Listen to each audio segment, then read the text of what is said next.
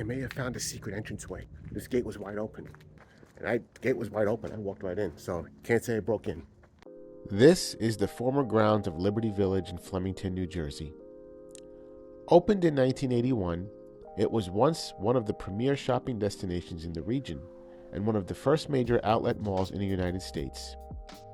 It was built as an outdoor mall during an era when the trend was all about indoor malls, so one could make the argument that it was actually a throwback to when outdoor malls were the trend back in the 50s and 60s, a retro move in its day.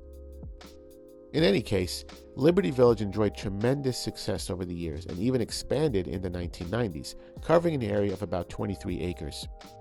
Nearby attractions, such as the shops and dining of downtown Flemington, excursion train rides on the Black River and Western Railroad, as well as outdoor recreation, made this area a major day trip destination for people from around the region. But, as they say, times change and things ain't what they used to be. Fully in line with trends across the retail spectrum, Liberty Village had suffered a decline in business caused by a variety of factors, most notably the increase in e-commerce as well as newer retail development in nearby Raritan Township.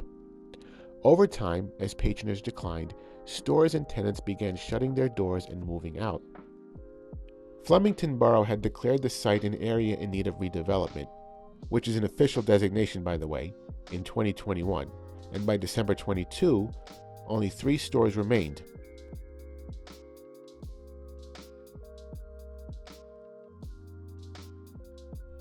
Just 3 months later, the time during which this footage is from, not one soul remained on the premises, let alone a store, and the entire property was fenced off.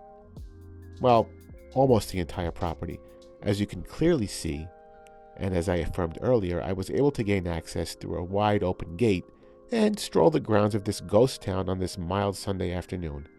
A mild Sunday afternoon on which the village would have been bursting at the seams with shoppers and families during its heyday.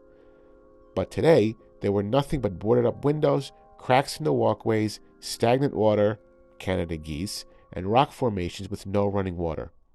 And this dubious little bonus.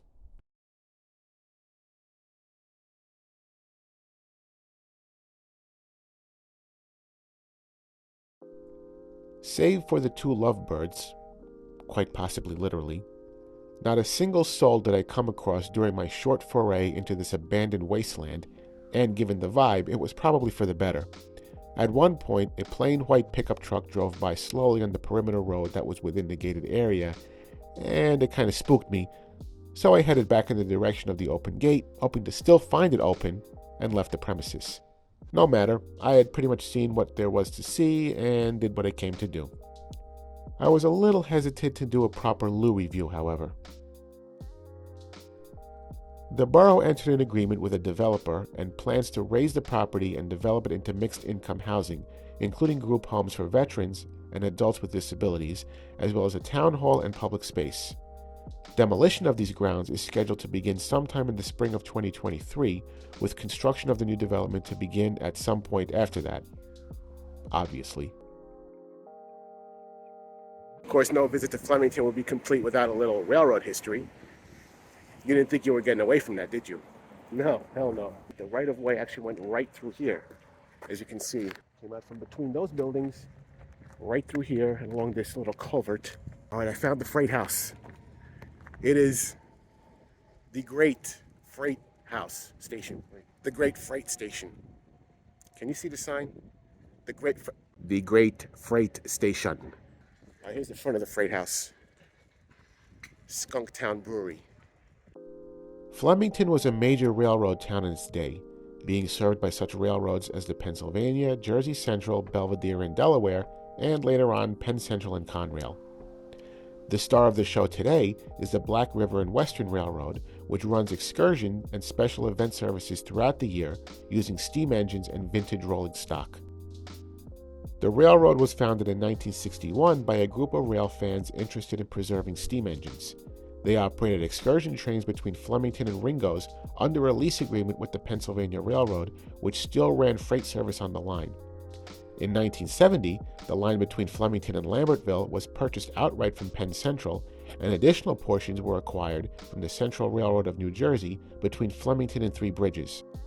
Today, in addition to excursion trains, the Black River also operates freight services to customers along the line, interchanging with Norfolk Southern at Three Bridges.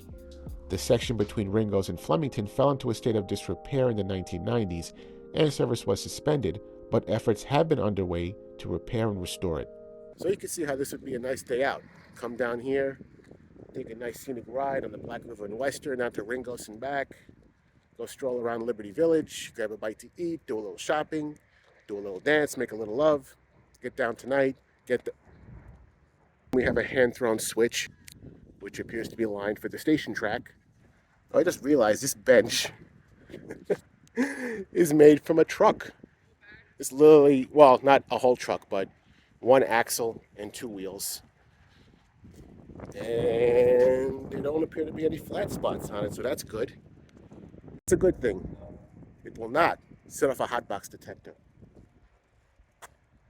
Well, it won't because it's stationary, so. Well, you can see their departure board works just about as well as New Jersey Transit's. So, well, guys, I think that's about it. Thank you for watching. You know what to do, and you'll see me in the next one. All right, bye. All right, here's your Liberty Village Loop review.